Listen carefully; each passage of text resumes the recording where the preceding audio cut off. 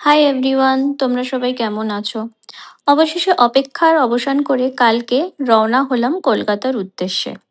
Basically summer vacation হচ্ছে আমার আর ছেলের। কর্তামশাই যাচ্ছে এক ঝুড়ি কাজ নিয়ে। তো আমি আর ছেলে প্ল্যানিং করছিলাম কোথায় কোথায় যাব, কার কার সাথে দেখা করব, ইত্যাদি ইত্যাদি।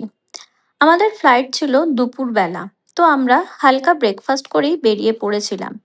খুব সকালে উঠতে হয়েছিল, সমস্ত কাজ সেরে সবকিছু প্যাকিং করে লক করে আসতে মোটামুটি অনেকটাই সময় লাগবে। সিকিউরিটি চেকিং এর পর শ্রীমানের জুতোটাও খোলানো হয়েছিল। এবার অনেকক্ষণ ধরে আমাকে বলছিল লেস বাঁধতে। আমি তো বাঁধবো না, কায়দা মারা জুতো পরে এসছে। তো যাই হোক, তারপরে একটু হালকা খিদে পেয়ে গেছিল বলে আমরা সবাই হালকা কিছু নিয়ে নিয়েছিলাম।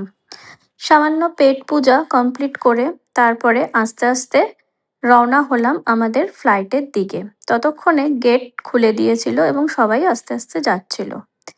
গিয়ে ফ্লাইটে বসে পড়লাম এবং শ্রীমানকে অনেকভাবে চেষ্টা করলাম বোঝানোর যে আমাকে উইন্ডো সিটটা দিতে। কিছুতেই রাজি হলো না। যাই হোক, তারপরে মেনু আসার পর লাঞ্চের অর্ডারটা বলে দিলাম এবং আমি কেন জানি না কালকে প্রচণ্ডভাবে ফ্লাইটে ঘুমিয়ে পড়েছিলাম। ঘুম ভেঙেছিল এয়ার হোস্টেসের ডাকে। খাবার রেডি। তো যাই হোক, অল্প কিছু খেয়ে নিয়েছিলাম।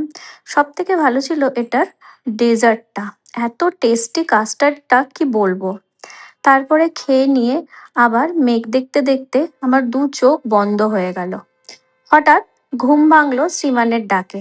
বলল, মাম্মাম দেখো, কলকাতা দেখা যাচ্ছে।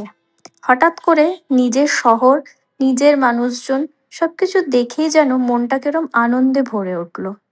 তোমাদের কেমন লাগলো এই ব্লগটা অবশ্যই জানিও, এবং এরকম ব্লগ আরো দেখতে চাইলে অবশ্যই কমেন্ট করো।